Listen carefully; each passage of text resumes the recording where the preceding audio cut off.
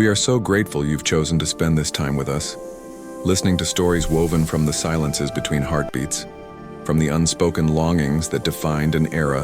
when a single glance could carry more weight than 1,000 modern words. We hope you'll find something of yourself in these pages, some echo of your own invisible struggles, your own quiet yearnings. As we begin this journey together, we'd love to know, where are you now watching from? Now let us step into 1907, write it in the comments, into the golden autumn light of Bath, where a young woman named Eleanor Hartwell had perfected the art of disappearing while standing in plain sight, where invisibility had become both her shield and her prison, where she had learned to exist in rooms full of people while remaining fundamentally, achingly alone. Eleanor was 24 that October, though she felt centuries older in the ways that mattered, in the accumulation of small rejections that had taught her more about human nature than any book or lecture ever could. She possessed the kind of beauty that required patience to appreciate, not the immediate commanding presence that stopped conversations mid-sentence, but rather a quiet grace that revealed itself slowly, like watercolors bleeding into paper, like dawn breaking over misted countryside. Her chestnut hair caught lamplight in unexpected copper threads, and her gray eyes held depths that suggested she had already lived through sorrows most her age had yet to imagine, had already learned lessons about exclusion and loneliness that others might never need to master. She had learned through countless evenings spent in drawing rooms where laughter swirled around her like water around a stone, to make herself small, to occupy space without disturbing it,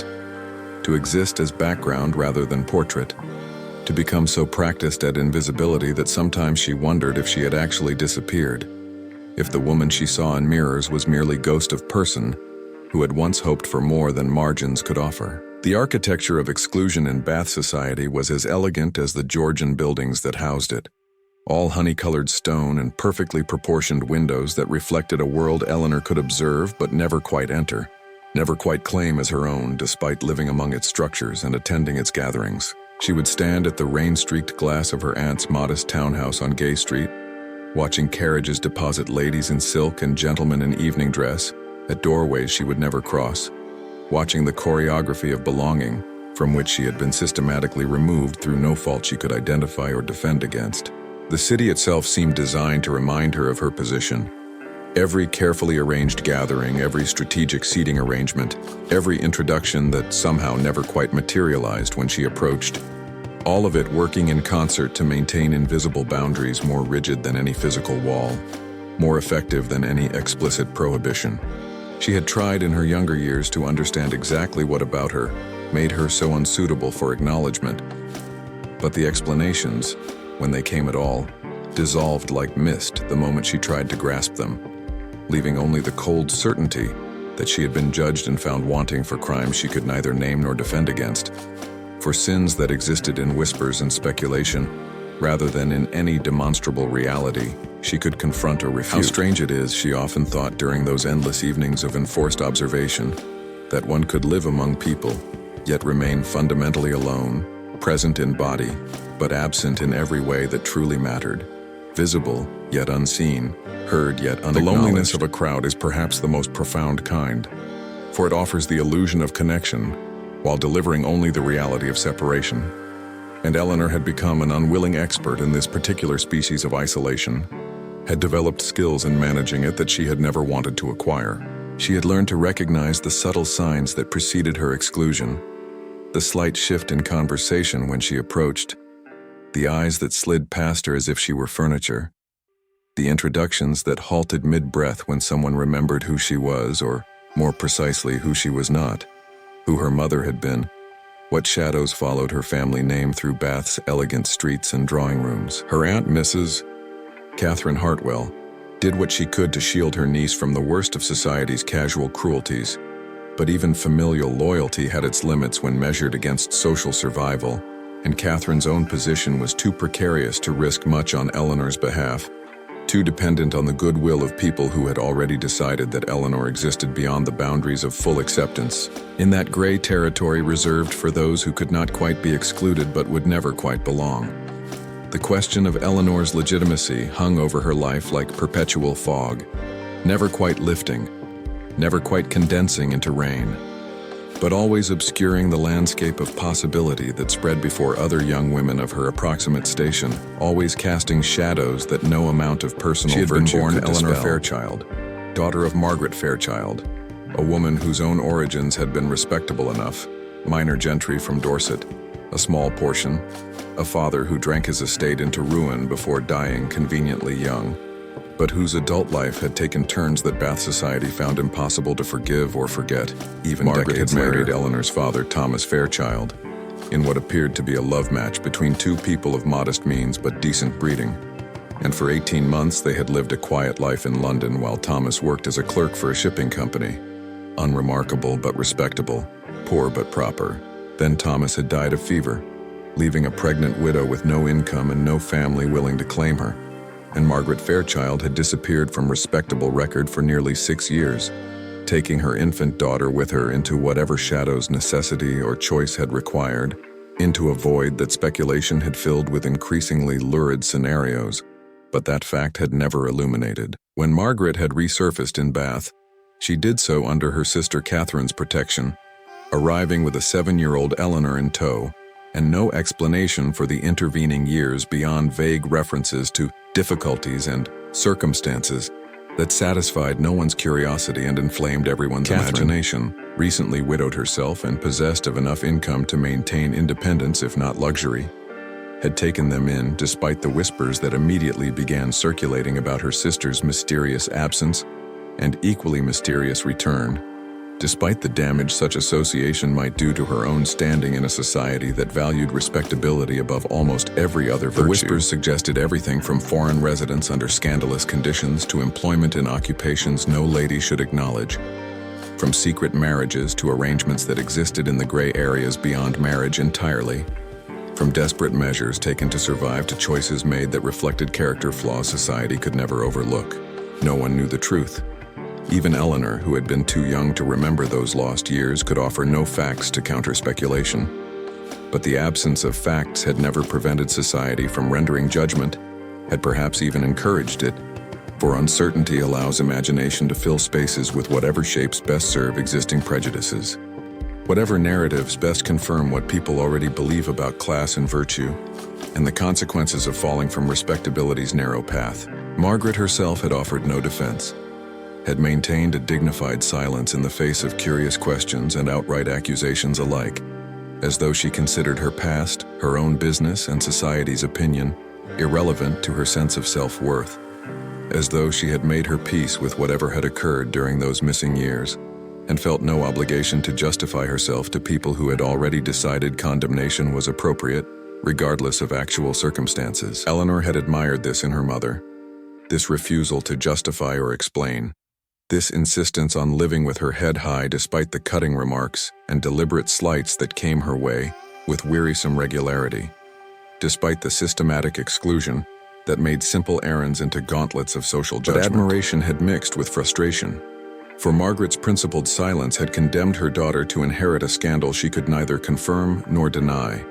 to carry shame for sins she might never have committed, to pay the price for her mother's choices or misfortunes without ever knowing which category those mysterious years actually fell into, without ever having the information necessary to defend herself against charges that were never quite articulated but were always present in the way people looked at her and spoke to her, and decided what invitations she would or would not receive. When Margaret had died after a brief illness, consumption, the doctors said, though Eleanor suspected grief and exhaustion had played equal roles, she took the truth with her to an unmarked grave in Bath's municipal cemetery, leaving Eleanor with nothing but questions and the cold certainty that society's judgment would outlast any facts that might eventually emerge, that she would carry this stain for the rest of her life, regardless of her own behavior or character. Who among us hasn't carried someone else's burden, inherited a debt we didn't incur, paid penalties for crimes we never committed simply because we loved someone whose past became our present, whose choices became our consequences? Eleanor understood this particular weight intimately, felt it settle more heavily with each passing year, watched as the stain that had begun with her mother's mysterious choices spread to cover every aspect of her own life like ink bleeding through paper, like poison seeping through groundwater, contaminating everything it touched. She was not merely the daughter of a woman with a dubious past. She was herself dubious, tainted by association, her own character forever questioned because of circumstances she had been too young to influence or even understand, because of events that had occurred when she was an infant, unable to make choices or exercise judgment. The unfairness of it sometimes overwhelmed her, particularly on nights when sleep refused to come and she lay in her narrow bed cataloging all the ways her life had been constrained by events she could neither change nor escape. All the futures that had been closed to her before she was old enough to even know they existed as possibilities. All the dreams she had learned not to dream because dreaming only made the reality of her limitations more painful to endure. The cruelty of Bath society toward those who fell outside its carefully maintained boundaries was not overt violence, but rather systematic erasure, a kind of social death by 1,000 small cuts, each individually minor but cumulatively devastating, each one reinforcing the message that she did not belong, would never belong, should stop hoping that belonging was possible for someone with her background. Subscribe, like, and share if you want more stories like this. Now we must turn our attention to Arabella. For understanding Eleanor's shadow requires first understanding the light that cast it. And Arabella Hartwell was luminous in ways that seemed both effortless and entirely natural, as though she had been born knowing exactly how to occupy space in the world, without ever questioning her right to do so, without ever encountering the obstacles that had defined every step of Eleanor's journey. Arabella was 23 that autumn, blonde where Eleanor was brunette, vivacious where Eleanor had learned cautious restraint, blessed with the kind of immediate beauty that announced itself in any gathering like the opening notes of a symphony, impossible to ignore, pleasant to experience, promising entertainment to come, delivering on that promise with reliable consistency. Her blue eyes sparkled with genuine merriment rather than calculated charm. Her laughter rose like birdsong in drawing rooms that often felt too formal for authentic joy, and her figure displayed the fashionable silhouette of the era with the unconscious grace of someone who had never needed to think about how she was perceived, because she had always been perceived favorably, had never experienced the kind of negative judgment that makes every gesture self-conscious and every word carefully calculated. She moved through Bath society like a swan gliding across still water, serene on the surface, powerful beneath it, entirely in her element and utterly confident of her welcome wherever she chose to go, whatever gathering she chose to attend. Young men found her enchanting in that particular way that suggests both attraction and safety, as though pursuing her was both thrilling and socially advantageous, as though she represented that rare combination of desirable and appropriate, beautiful and suitable, romantically appealing and practically sensible. Matrons approved of her with the relief of people who had examined a prospective daughter-in-law and found nothing objectionable in breeding, fortune, or character. No hidden scandals or questionable connections that might emerge later to embarrass families who had welcomed her into their circles. The ease with which Arabella inhabited her privilege was perhaps its most defining characteristic, for she wore her advantages so naturally that she seemed genuinely unaware they were advantages at all, seemed to believe that the world simply operated this way for everyone, that invitations arrived and introductions materialized and dance cards filled, because that was simply how social life functioned, rather than because her particular combination of beauty,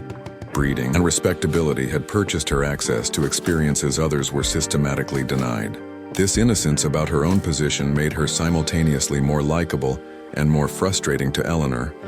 who found herself alternately charmed by her cousin's genuine kindness and exasperated by her inability to recognize the structural inequalities that shaped their dramatically different experiences of the same social world, that made them inhabitants of the same city, the same household even, but of completely different realities. Arabella would express surprise when Eleanor was excluded from gatherings, would seem genuinely puzzled when young men who had been perfectly cordial to both of them would later pursue only Arabella's acquaintance, would appear confused by the different treatment they received as though she could not quite grasp that invisible rules applied differently to two women raised in the same household, educated by the same governesses, dressed in fabrics cut from the same bolts. The affection between the cousins was real despite the asymmetry of their positions, perhaps even deepened by the years of shared childhood when such differences had mattered less. When two girls playing in the same nursery had been simply that, two girls, equally valued, equally cherished, equally full of possibility, before the world had intervened to teach them that equality was temporary and conditional, that society's judgments would eventually separate them despite the bonds of genuine affection and shared history. Have you ever watched someone you love receive everything you've been denied, and had to smile through the pain of it, had to celebrate their victories while swallowing the bitter taste of your own defeats, had to maintain genuine affection while wrestling with the inevitable resentment that comes from constant comparison? Eleanor performed this emotional acrobatics daily, loving her cousin while simultaneously envying her, supporting Arabella's happiness while mourning her own lack of prospects, maintaining sisterly affection while carrying the weight of all the comparisons that others constantly made between them, all the ways in which she was found wanting when measured against Arabella's effortless success. It required a kind of strength Eleanor suspected most people never needed to develop. The strength to be genuinely happy for someone whose very success highlighted your own failure, to offer support without resentment, to love without letting that love curdle into something poisonous, to maintain grace under circumstances that would have excused bitterness. Some days she managed it better than others, and on the worst days she felt ashamed of the small dark part of herself that wished Arabella would stumble just once, would experience just a fraction of the rejection Eleanor lived with constantly. If only so Eleanor would not feel quite so alone in her exclusion,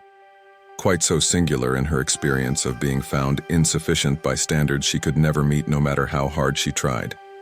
That October, Arabella was being courted by no fewer than 3 gentlemen,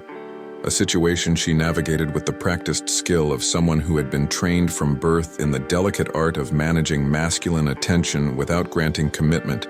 of keeping possibilities alive without making promises, of being encouraging without being definitive. The relationship between them perfectly illustrated the particular cruelty of systems that grant some people everything, while denying others based on factors beyond individual control. Birth, reputation, the accumulated weight of past decisions made by people long dead but whose consequences echo through generations, like stones thrown into still water, creating ripples that spread far beyond the initial Arabella impact. Had done nothing to earn her advantages beyond being born to the right parents at the right time, just as Eleanor had done nothing to merit her disadvantages beyond being born to a mother whose past was questionable and whose explanations were absent, whose choices or circumstances, no one knew which, had marked her daughter for exclusion before that daughter was old enough to understand what exclusion meant or how to defend against it. Both were trapped by circumstances neither had created, though the traps were vastly different in comfort and possibility, and the system that created such disparities seemed designed to prevent either from truly seeing the other's position, to keep privilege invisible to those who possessed it and powerlessness invisible to everyone else, to maintain structures that benefited some while crushing others without ever requiring anyone to acknowledge the fundamental injustice of it all. Eleanor understood this intellectually even when it hurt emotionally, recognized that Arabella was as much a product of social machinery as Eleanor herself was, that neither had chosen the roles they occupied or the rules that governed their performance, that the system was larger than either of them and would continue operating long after both had ceased to matter to Bath society's endless calculations of worth and suitability and appropriate connection. Mr. James Thornton had arrived in Bath 6 weeks earlier, with no particular enthusiasm for the social season that was already well underway. His presence in the city motivated by business rather than pleasure, by the need to settle his late uncle's estate and oversee investments in the shipping company his family had built over 3 generations through competence and calculated risk, rather than inherited wealth or aristocratic connection. At 32, he had reached an age where society expected him to marry, and his considerable fortune combined with his handsome appearance made him what mothers of marriageable daughters called an excellent prospect, though James himself had developed a profound skepticism about the entire matrimonial marketplace and the women who populated it, had become increasingly convinced that genuine connection was rare, and that most matches were strategic alliances dressed up in romantic language to make them palatable to participants who might otherwise balk at such calculated transactions. He had spent his 20s building his father's modest trading company into something far more substantial, had traveled extensively throughout the Mediterranean and beyond, had developed what he considered a keen eye for authenticity in a world increasingly comfortable with performance and pretense, and had found that most young women he encountered seemed to have been manufactured from the same mold: pleasant, accomplished in prescribed ways, capable of small talk but not conversation, more interested in being admired than in being known, more concerned with securing advantageous matches than with finding genuine partnership. Loss had shaped James in ways that made him impatient with superficiality and hungry for genuine connection,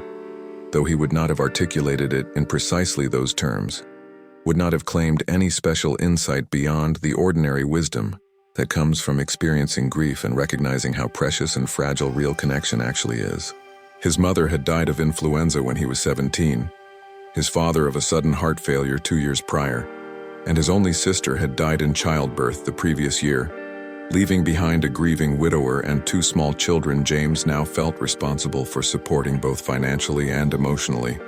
felt obligated to provide with stability and connection, since their own parents had been stolen by circumstances no one could control or predict. These experiences had stripped away whatever patience he might once have had for the elaborate pretenses that characterized society gatherings, had left him with little tolerance for the kind of calculated charm that treated every interaction as strategic opportunity rather than human connection, that measured every conversation in terms of advantage gained or position enhanced rather than genuine exchange of thoughts or feelings. He found most balls tedious, most dinner conversation banal, most of the women he was introduced to interchangeable in their careful performance of femininity, and he had begun to suspect that either genuine minds and hearts were exceptionally rare, or they had learned to hide themselves so completely beneath society's requirements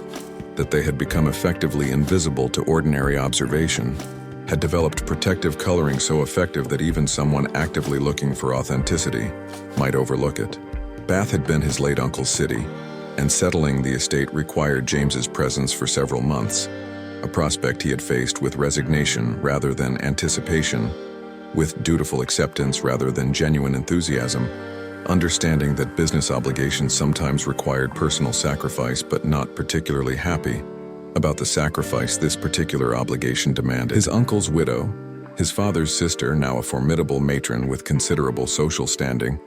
had made it clear that she expected him to participate in the season's social calendar, to make himself available for the dinners and musicales and card parties that formed the rhythm of acceptable life for people of their class, to fulfill obligations that came with position and wealth, whether or not those obligations held any personal appeal. James had agreed partly from affection and partly from recognition that refusing would create more difficulty than complying, though he attended these gatherings with the minimal enthusiasm of someone fulfilling obligations rather than pursuing pleasure, checking boxes rather than seeking connection, doing what was required while reserving his actual engagement for matters that genuinely interested him rather than merely socially obligated him. He was not actively opposed to marriage if someone interesting materialized, but he had no intention of settling for the kind of strategic alliance that seemed to represent most unions among his social peers, had resolved that if he could not find genuine partnership, then he would remain contentedly single, would direct his energies toward business and his nieces and nephews rather than waste them on a marriage that offered companionship without real intimacy or understanding, that provided social acceptability without actual connection. The evening that would alter his trajectory had begun like every other tedious social obligation, Mrs. Pemberton's musical evening, an event he attended only because his aunt had made his presence a condition of her continued cooperation with his business affairs in Bath, had essentially held his commercial interests hostage to ensure his social compliance. The performances had been mediocre, the conversation predictable, the whole affair exactly the kind of empty pageantry that made him question why intelligent people submitted themselves to such experiences, why they willingly participated in rituals that seemed designed to prevent genuine interaction rather than facilitate it, that imposed such elaborate rules and protocols that authenticity became nearly impossible to achieve or recognize. He'd been preparing to make his excuses and depart when his gaze, sweeping across the room with the idle assessment of someone cataloging escape routes and calculating how soon he could politely withdraw, had caught on a young woman standing alone near the window, half hidden behind a potted palm, watching the proceedings with an expression he recognized immediately because he had worn it himself countless times. The look of someone observing life rather than living it, cataloging rather than participating, present in body but profoundly removed in spirit, existing in that peculiar state of simultaneous visibility and invisibility that comes from being technically included but functionally isolated. Something about her stillness amid all the animation had arrested his attention in a way the evening's official entertainment had entirely failed to do, had made him pause and actually look rather than merely glance, had sparked curiosity in someone who had thought himself beyond being curious about society gatherings and the people who attended them, who had convinced himself that he had already seen everything Bath's social world had to offer, and found it all equally unremarkable, and equally uninteresting, and equally unlikely to surprise or engage him in any meaningful way. The absence of formal introduction had become the invisible wall that separated Eleanor's world from possibility, a barrier more effective than any physical obstacle because it was maintained not through active enforcement, but through collective agreement to pretend certain people simply did not exist as potential connections, as legitimate participants in social exchange, as individuals worthy of acknowledgement beyond the bare minimum civility required to avoid being obviously cruel. She had lived her entire adult life understanding that introductions were currency in Bath society, that without them, one could not enter certain spaces, could not claim certain considerations, could not cross thresholds no matter how physically close one stood to them, could not participate in conversations or activities that were theoretically open to anyone, but practically accessible only to those who had been properly introduced and therefore legitimized as appropriate associates. For someone with her dubious background, such introductions were rarely offered and even more rarely given with genuine warmth, rather than grudging obligation, rather than the kind of minimal compliance that acknowledged her technical eligibility for recognition while making clear that such recognition was being extended under protest, as favor rather than right. An introduction was not merely an exchange of names but a social endorsement, a vouching for character and suitability, a declaration that both parties were appropriate to know one another, and that the person making the introduction was willing to stake their own reputation on facilitating this connection, was willing to be associated with both parties and to accept responsibility if the connection proved scandalous or inappropriate. She had developed elaborate strategies for navigating gatherings where she was technically present, but functionally isolated, where she occupied physical space but was granted no social recognition, where she could stand in a room full of people and remain as alone as if she were the only person present, as invisible as if she had mastered some magical art of disappearing while remaining physically manifest. At balls, she positioned herself with the chaperones and wallflowers,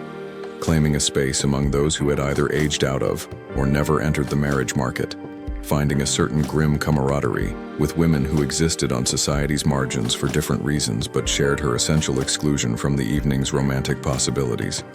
from the central drama of courtship and connection that supposedly motivated these gatherings,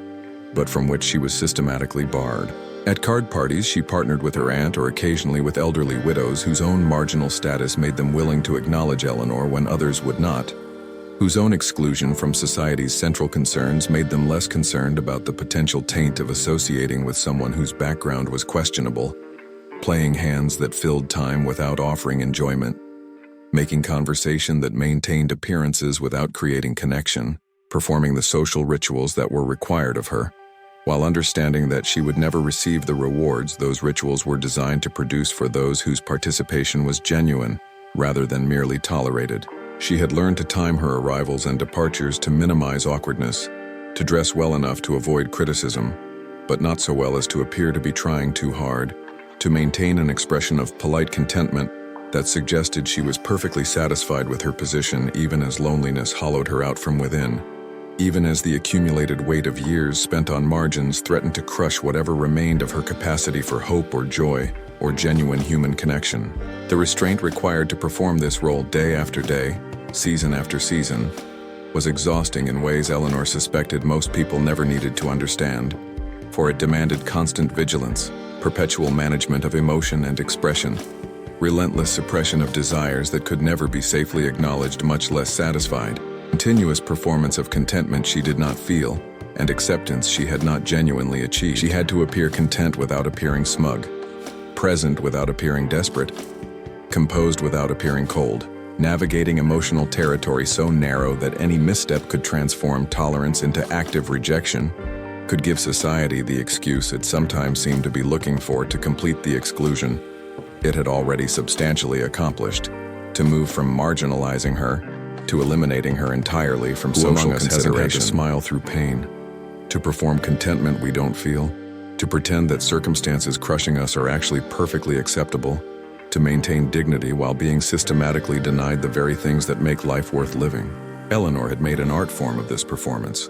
but art requires craft and craft requires effort,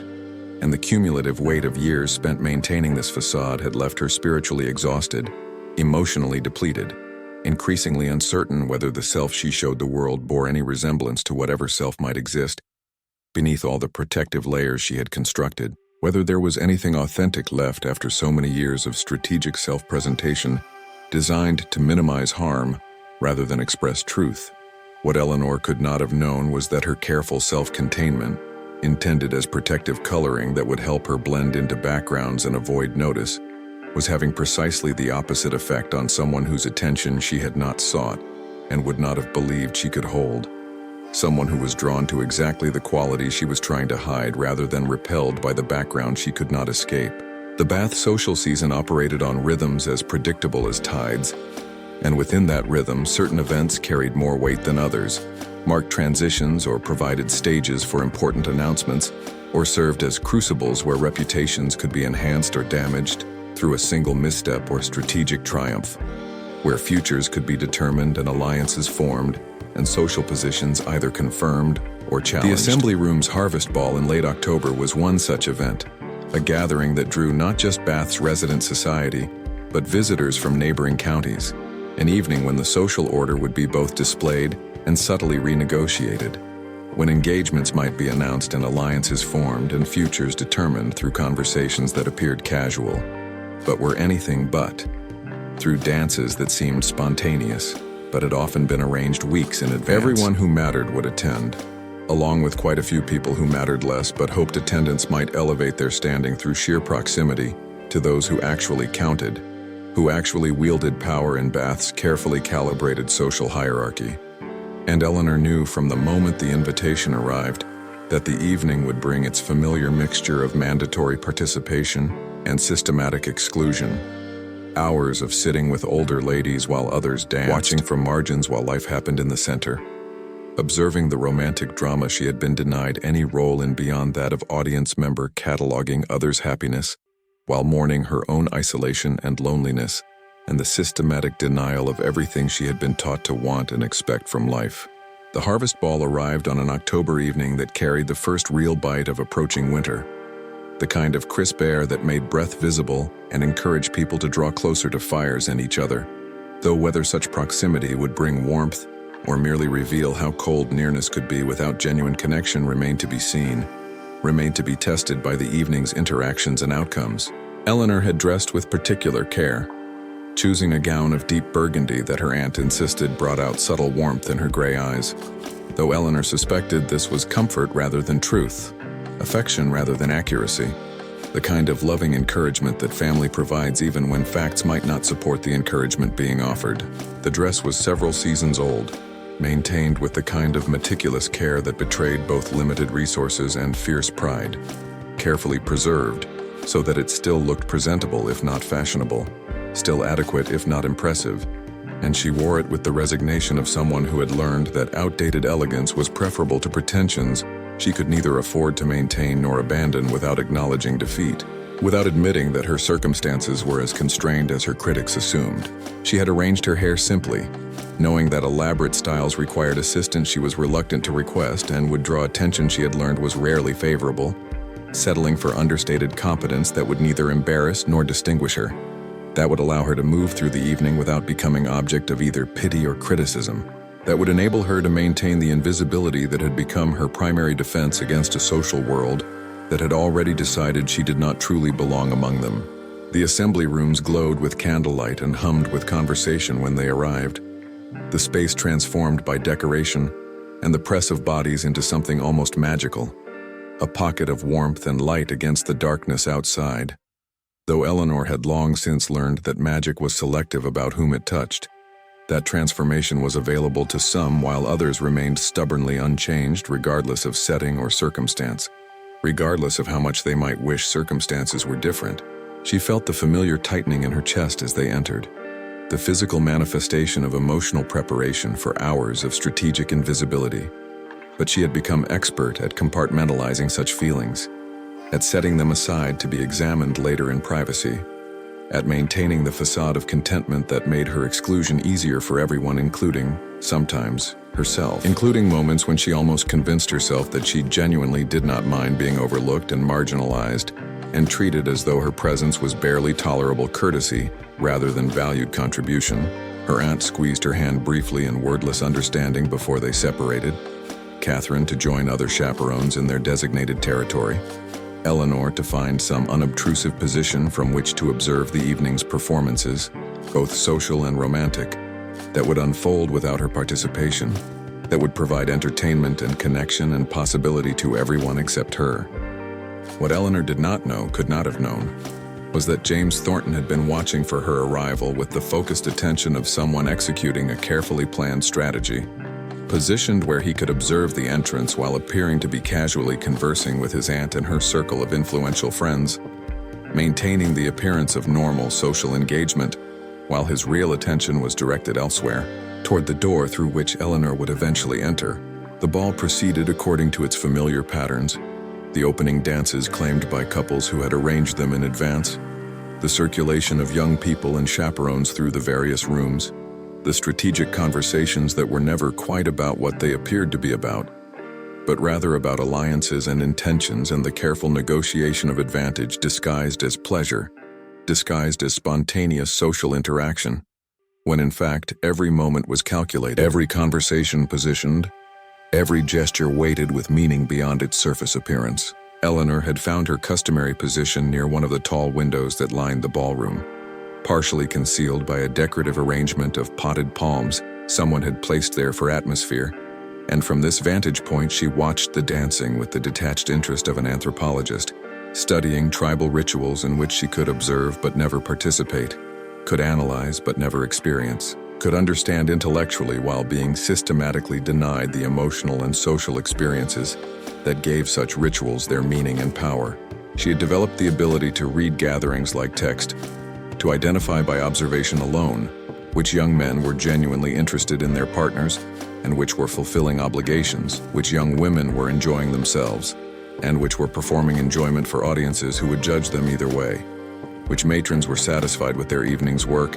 and which were disappointed by how their strategic plans were or were not materializing, which conversations were genuine, and which were elaborate performances designed to accomplish social purposes that had nothing to do with actual communication or authentic exchange of thoughts or feelings. She was absorbed in these observations, cataloging human behavior with the focus that comes from having nothing else to occupy one's attention. When she became gradually, uncomfortably aware of a presence nearby, someone standing close enough that ignoring them would be deliberately rude, but not so close as to demand immediate acknowledgement, occupying that careful middle distance that could be interpreted as either accidental proximity or intentional positioning depending on what followed, depending on whether the person spoke or remained silent, whether they acknowledged her or simply happened to be standing in the same general area. When she finally turned slightly to acknowledge whoever had positioned themselves in her awareness, she found herself looking at a gentleman she did not know, tall, perhaps 30, dark-haired, with an air of self-possession that suggested he was comfortable in his own skin in ways that had nothing to do with social standing, and everything to do with actual confidence born of genuine accomplishment rather than inherited position. Confidence that came from knowing his own worth rather than from society's validation of that worth. He was not looking at her directly, but rather at the dancers, his expression thoughtful, and Eleanor had a moment to observe him before deciding whether to acknowledge his presence or retreat into the protective invisibility that had become her default response to most situations, that had saved her from countless awkward interactions but had also, she was beginning to suspect, cost her opportunities she might have welcomed if she had been brave enough to risk the potential rejection that came with making herself visible and vulnerable. Subscribe, like, and share if you want more stories like this. Before Eleanor could decide whether to acknowledge the stranger's presence or retreat into familiar invisibility, he spoke. His voice pitched for her ears alone, conversational rather than formal, as though they were continuing a discussion rather than initiating one, as though the absence of introduction was irrelevant to his willingness to engage, as though the rules that governed every interaction Eleanor had ever experienced simply did not apply to this moment. He commented that watching the dancing was rather like observing an elaborate chess game, all strategic positioning and calculated moves designed to achieve checkmate through perfectly executed gambits, and the observation was so perfectly aligned with her own thoughts, so precisely matched to the analysis she had just been conducting, that Eleanor forgot for a moment all her careful caution about speaking to strangers, forgot the protocols that governed her every interaction, forgot everything except the surprising pleasure of having someone articulate exactly what she had been thinking, of discovering that her internal observations might not be as isolated and peculiar as she had assumed. She replied before thinking, agreeing that she had often thought the same thing, though she suspected those participating would be offended by the comparison, would insist their romances were spontaneous rather than strategic, genuine feeling rather than calculated advantage, authentic emotion rather than careful performance designed to achieve socially approved outcomes. He turned to look at her then, meeting her gaze directly in a way that was both startling and somehow appropriate, as though he had been waiting for her to engage, as though this entire positioning had been deliberate rather than accidental, and Eleanor saw intelligence in his eyes, genuine thought rather than performed interest, actual curiosity about what she might say next, rather than polite tolerance of whatever response she offered. Their conversation continued, building in depth and intimacy despite the impropriety of it, despite the fact that they had not been introduced, and therefore had no legitimate reason to be speaking, despite all the rules that should have prevented this exchange but somehow seemed irrelevant in the face of actual connection, actual meeting of minds that transcended the artificial boundaries society had erected. They discussed the nature of romantic attachment and strategic alliance, the question of whether genuine feeling and practical advantage could coexist, or whether one inevitably compromised the other, the ways in which society's structures both enabled and constrained human connection, and Eleanor found herself thinking with a clarity and freedom she had not experienced in years, found herself articulating ideas she had barely known she possessed, until this conversation drew them out. But even as she enjoyed the exchange, even as she felt herself opening in ways that terrified her, she remained aware that this was dangerous, that speaking like this without introduction violated every protocol she had learned to observe, that being seen engaging in such animated conversation with a strange gentleman would generate exactly the kind of speculation she had spent years trying to avoid, would mark her as either ignorant of propriety or willing to disregard it. She mentioned this not as rebuke but as observation, and he acknowledged it immediately, admitted they had not been formally introduced, confessed that he had grown impatient with the elaborate machinery required to accomplish something as simple as two people learning each other's names and having the right to exchange those names in polite conversation. Have you ever had a conversation that felt less like meeting someone new and more like recognizing someone you had somehow always known, like speaking a language you thought only you understood only to discover someone else was fluent in it as well? Like finding water after wandering in a desert so long you had forgotten what it meant to not be thirsty. Before she could fully process what was happening, before she could construct adequate defenses against the hope that was beginning to build, despite all her experience telling her that hope was merely prelude to disappointment, his aunt appeared beside them with an expression that managed to convey both resignation and disapproval in equal measure. And Eleanor understood immediately that whatever was about to happen, it would change things in ways she could not control or predict. The introduction, when it came, was brief and minimally warm, the older woman clearly performing an obligation she had agreed to under duress, rather than one she embraced with enthusiasm, presenting Mr. James Thornton to Miss Eleanor Hartwell, with a tone that suggested the connection being facilitated was ill-advised at best and potentially scandalous at worst. The realization was mortifying, carrying with it the implication that James had somehow pressured or convinced this woman to facilitate an acquaintance she clearly thought inappropriate. had found Eleanor so clearly unmarriageable that even his own relations had resisted making the introduction. Whatever pleasure she had taken in their conversation evaporated instantly, replaced by familiar shame and the bitter understanding that his interest was probably curiosity or pity rather than genuine regard, was perhaps even some kind of social experiment rather than authentic connection. Before she could formulate a polite excuse to retreat, before she could withdraw to the safety of her usual invisibility, James had claimed her hand with the formal request that she honor him with the next dance, his tone making it less invitation than declaration, giving her no graceful avenue for the refusal her instincts screamed she should offer. The dance was a waltz, which allowed for conversation in ways the country dances did not. And as they took their positions, Eleanor became acutely, painfully aware of the attention their pairing had drawn, could feel eyes tracking them across the floor, could see the speculative looks of matrons whose skill at transforming innocent circumstances into scandal was legendary throughout Bath. She saw her aunt's worried expression, Arabella's surprised confusion, and most disturbingly the calculating assessment of Miss Cordelia Westbrook, a young woman whose beauty was matched only by her talent for cruelty, and whose interest in James had been obvious from his first week in the city. They moved through the waltz and James seemed entirely unconcerned by the attention, guided her with competent ease, and after a moment observed that she was regretting having accepted, could see it in her face that she wished she were anywhere but here, in the center of everyone's scrutiny. Before Eleanor could respond, before she could articulate any of the complicated emotions churning through her, disaster arrived with the precision of something that had been carefully planned rather than accidentally occurring. Miss Westbrook's voice carried just far enough, pitched to be overheard while maintaining plausible deniability. How kind of Mr. Thornton to take pity on poor Miss Hartwell. Though she supposed he could not know about her mother's situation, or he would hardly risk his reputation through such association, would hardly be quite so publicly generous if he understood that some histories stained their bearers regardless of personal virtue. The words hit Eleanor like physical blows, each one finding its target with devastating accuracy, reducing her once again to nothing more than her mother's mysterious past. And she felt her carefully maintained composure beginning to crack under the weight of public exposure, felt the familiar shame settling over her like a shroud she had briefly, foolishly believed she might escape. Morning brought confirmation of everything Eleanor had feared, delivered by her aunt's maid who had friends in service throughout the city, and therefore access to gossip networks that moved information with ruthless efficiency,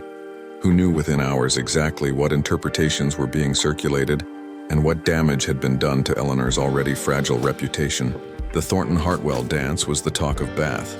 transformed through repetition and elaboration into a scandal of impressive proportions, considering the actual events had been nothing more than a single waltz in some conversation. But context and perception mattered more than facts in determining how events would be interpreted and used to support whatever narratives people already believed about Eleanor's unsuitability. The speculation ranged from the relatively benign, Mr. Thornton had been deceived about Eleanor's background and would withdraw once properly informed, to the actively malicious, Mr. Thornton knew exactly who Eleanor was, and his interest was therefore of a nature that no respectable woman should encourage.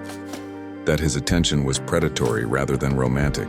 opportunistic rather than honorable. Either interpretation left Eleanor in an impossible position.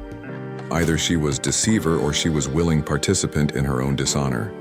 and no amount of protestation would alter judgments already rendered by people who had decided that someone of her questionable origins could not possibly merit genuine regard from a gentleman of Mr. Thornton's evident standing. The carriage ride home had unfolded in suffocating silence, her aunt too distressed to speak, Arabella too bewildered to offer comfort, and Eleanor herself too devastated to trust her voice. And by the time she reached her small room, she had resolved to withdraw completely from Bath society, to accept that she had been right all along, to expect nothing better from life than what she had already received. What Eleanor didn't know, and couldn't have known while secluded in her aunt's house tending to recent and old wounds, was that James Thornton was experiencing his own reckoning. His aunt had arrived at her lodgings before breakfast, armed with all sorts of gossip and demanding to know his intentions, insisting that he publicly clarify that his dance with Miss Hartwell had been a momentary lapse of judgment, not a demonstration of serious interest. that he expose what amounted to a public humiliation of Eleanor to preserve his own reputation from damage caused by association with someone so clearly unsuitable. The suggestion that he abandon Eleanor to protect himself crystallized something in James, transforming his interest from attraction into conviction. The confrontation with her aunt had been spectacular in its intensity, with her using every weapon in her considerable arsenal: concern for her reputation, reminders of her responsibilities to the family name, warnings about Eleanor's unsuitable background. Before James interrupted her with a question that silenced her completely, had she ever spoken to Miss Hartwell, tried to get to know her character, or did she simply accept society's judgment that someone with a complicated family history was therefore unworthy of consideration, regardless of her own merits? The question hit its mark because they both knew the answer. They knew that their aunt's objections were based entirely on second-hand information and inherited prejudices, and not on any real knowledge of Eleanor herself. Have you ever faced a dilemma, choosing between social acceptance and personal conviction, between maintaining your position and acting according to the values you claim to uphold? James found himself at exactly that crossroads and made his choice with a clarity that surprised even himself. He wouldn't limit himself to keeping his relationship with Eleanor private and cautious. He would defend her publicly and immediately, forcing Bath society to either accept his assessment of her worth or openly oppose him. It was a gamble, and he knew it. He had enough prestige that a certain degree of eccentricity was tolerated, but deliberately allying himself with someone society considered questionable could damage his reputation, affecting not only his social standing, but also his business and family. However, something within him rebelled against the calculation of the situation, against the very idea that he should be ashamed of finding Eleanor remarkable when in fact, she was the most genuinely interesting person he had met in Bath. The opportunity for his public defense arose that same afternoon at a meeting in the home of Mrs. Harrison, one of Bath's most influential hostesses, whose opinion carried weight in determining social status. Herself strategically, surrounded by other young ladies and several gentlemen, and when James entered, she greeted him with a smile that combined triumph with calculation, clearly expecting him to completely ignore the previous evening or make some comment that would distance him from Eleanor. Instead, James approached the group directly, and in a voice low enough to be heard throughout the room without being loud enough to seem deliberately confrontational, thanked Miss Westbrook for her concern the previous evening regarding his relationship with Miss Hartwell, noting that he appreciated her attempt to warn him, although he had to confess that the warning was entirely unnecessary, as he was already fully aware of Miss Hartwell's circumstances and found absolutely nothing in them that would make him hesitate to seek her out or value her company. The silence that followed was absolute. James took advantage of the momentary paralysis to continue,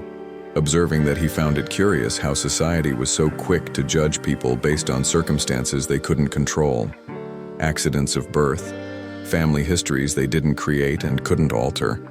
while claiming to value character and virtue, which surely should be judged based on actual behavior and demonstrated qualities, rather than inherited associations and unverified speculations about events that may or may not have occurred decades ago. It was perhaps the most extraordinary speech delivered in a Bath drawing room in recent times, and it had the effect of forcing people to either agree with his assessment or defend their judgments by articulating exactly what they believed Eleanor's mother had done that should disqualify Eleanor herself, which would require admitting they were condemning someone based on hearsay rather than facts. News of James's public defense reached Eleanor mid-afternoon, brought by Arabella, who had heard it from a friend present at Mrs. Harrison's meeting. Eleanor's initial reaction was not one of gratitude, but of alarm, not of pleasure, but of anxiety, for she understood with painful clarity that his defense, however well-intentioned, had not solved her problems, but had exponentially complicated them. Now people would be watching the two of them, analyzing every interaction, interpreting every gesture as evidence of a growing attachment that would end in scandal, or of a passing passion that would resolve itself when Mr. Thornton came to his senses and recognized that Eleanor would never be a suitable suitor for someone of his position and prospects. Either outcome would leave Eleanor exposed, either as a rejected object of pity, who for a brief moment had attracted attention she did not deserve, or as a potential partner whose inadequacy would be perpetually questioned, and whose presence would always carry a stain that could be linked to him by association. She spent the afternoon in her room, torn between the desire to thank him for his extraordinary kindness and the conviction that any contact between them would only fuel speculation and worsen a situation that was already dangerously close to completely destroying what remained of her reputation. Her aunt, who visited her later with tea and concerned affection, suggested that Eleanor write to Mr. Thornton thanking him for his defense, but making it clear that she could not accept any further attentions, that she appreciated the gesture, but recognized the impossibility of any real acquaintance between them, given their respective positions, and that she was releasing him from any obligation he might feel towards her for having publicly defended her honor. It was sensible advice, the kind of strategic retreat that would allow them both to preserve what remained of their reputations, that would allow Eleanor to claim she had never encouraged his interest, and James to claim he had only defended general principles, not pursued a specific person. But something in Eleanor rebelled against this sensible course of action, against giving up the possibility even before knowing if it actually existed or if it was merely a wish of hers, projected onto a situation she didn't fully understand. For 24 years, she had accepted society's judgment, internalized the belief that her mother's mysterious past made her unworthy of genuine consideration, that connection, partnership, and the kind of love Arabella considered her birthright were simply not available to someone with Eleanor's dubious origins. What if she was wrong? What if James was serious, saw in her what he claimed to see, valued her qualities instead of limiting himself to circumstances she hadn't created? Consideration, and not a fleeting impulse that would dissipate upon calculating the social consequences? What if there was a possibility there, fragile and uncertain, but real nonetheless? The question Eleanor faced was fundamentally about courage, about whether she would have the strength to risk further damaging her already fragile reputation in pursuit of a connection she so desperately desired, but for which she had taught herself to have no hope. Who among us has never faced this choice, never stood on the precipice between safety and possibility, never had to decide whether protecting oneself from potential hurt is worth the cost of never knowing what might have been possible if we had been brave enough to risk vulnerability? Eleanor spent her life choosing safety, choosing acceptance of her marginal position, choosing not to desire things that seemed beyond her reach, and safety guaranteed her survival, but not happiness. She made her decision as the shadows of night lengthened in her small room, fully aware of the risks involved, but also with the growing conviction that living in safety had its own costs, that the protection bought through constant isolation was not in fact protection at all, but merely a slow suffocation disguised as prudence. She would not write to James, releasing him from the obligations he had chosen, instead of having them imposed upon him. Instead, she would accept his judgment of her worth, dare to believe that his interest might be genuine. Perhaps it was the riskiest choice she had ever made, and she made it with trembling hands and a racing heart, knowing she might be making a terrible mistake, but unable to live with herself if she chose safety over courage, protection over possibility, fear over faith in the reality of the connection she had felt during the conversation at the ball. The ballroom welcomed the public on Sunday afternoons, occasions when Bath society gathered to stroll and converse in less formal settings than the evening balls, but still governed by protocols that determined who could approach who could be seen together, who could exchange more than brief pleasantries without generating comments and speculation. Eleanor hadn't attended these Sunday gatherings for years, but that Sunday she dressed carefully and informed her aunt that she intended to attend, ignoring Catherine's worried protests and Arabella's confusion. She chose a dark green dress that flattered her complexion, styled her hair more meticulously than usual, and presented herself at the ballroom with an outward composure that concealed an inner turmoil, with an air of confidence she absolutely did not feel, but which she was determined to project at any cost. James was there, as she somehow knew he would be, standing with a group of gentlemen near the windows but watching the entrance with an attention that suggested he was expecting someone. When he saw Eleanor, his face lit up with a smile of pleasure so genuine that it made her chest tighten with emotions she couldn't even name. He excused himself to his companions and crossed the room toward her with a deliberate purpose that made his intentions clear to all present. As he approached her, he bowed formally, but his eyes carried a warmth that had nothing to do with mere politeness, and everything to do with genuine joy at seeing her. With perfect propriety, but with an underlying intensity, he asked if she would grant him the honor of accompanying him. Eleanor accepted, placing her hand on his offered arm and allowing him to lead her into the midst of Bath society, choosing courage over caution, possibility over protection, hope over the fear that had governed her existence for so long. The weeks following Eleanor's choice unfolded with a quality that felt simultaneously dreamlike and more real than anything she had experienced before, as though her entire previous life had been rehearsal, and she was only now stepping onto actual stage where genuine performance could begin, where authentic existence was finally possible after years of merely surviving in margins. James called at Gay Street with appropriate formality, endured her aunt's nervous hospitality and Arabella's curious observation, conducted conversations in parlors that were technically chaperoned, but allowed for exchanges of sufficient depth that Eleanor began to understand the difference between being known and being seen, between being tolerated and being valued, between existing on margins and occupying actual space in someone else's consciousness as person who mattered. They walked together along the Royal Crescent and through Sydney Gardens, always in public, always observed, making no attempt to hide an acquaintance that was rapidly developing into something that felt like genuine partnership, like recognition of complementary minds and compatible hearts that had somehow found each other, despite all the mechanisms designed to keep them separate. Bath society's response to their continued association evolved from scandalized speculation to grudging acceptance to something that resembled, if not approval, at least acknowledgement that Mr. Thornton's judgment regarding Miss Hartwell might be based on information they lacked, on assessment they had not bothered to make, on actual knowledge of her character, rather than assumptions about her background. The transformation was neither complete nor universal. Miss Westbrook and her circle maintained their disapproval. Certain families continued to exclude Eleanor from gatherings, but the absolute nature of Eleanor's exclusion had softened. Boundaries had become permeable that had previously been rigid, and she found herself receiving invitations she would not have received months earlier, being included in conversations she would have been excluded from. Yet Eleanor discovered that society's acceptance mattered far less than she had imagined during all those years when its denial had shaped her entire existence. For James's recognition had given her something society's approval never could: validation that her worth was intrinsic rather than contingent, that she had value independent of whether others perceived it, that being seen by one person who truly looked was infinitely more sustaining than being overlooked by crowds who never bothered to observe carefully. She had spent years wanting to belong,